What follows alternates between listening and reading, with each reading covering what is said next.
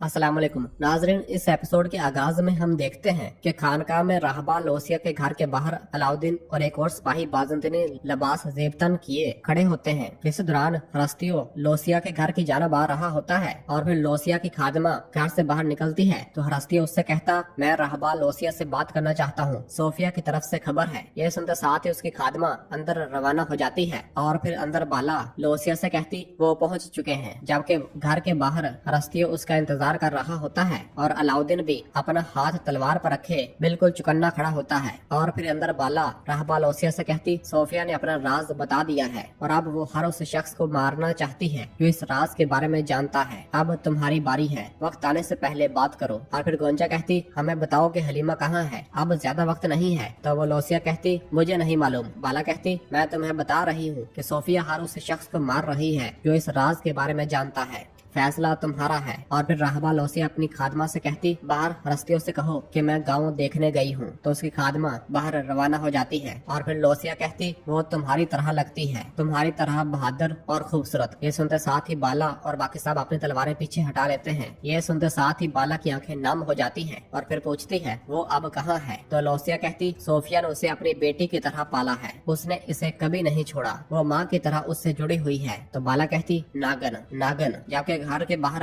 रस्तियों उस खादमा से पूछता, वो गांव से कब वापस आएंगी। तो उसकी खादमा कहती, मैं नहीं जानती, और अंदर रवाना हो जाती है। इस दौरान रस्तियों का सिपाही उसे आकर बताता है, सोफिया आ रही है, सोफिया आ रही है। यह सुनते साथ ही रस्तियों वहाँ से रवाना हो जाता है। ये सुनकर अलाउद्दीन कहता, अल्लाह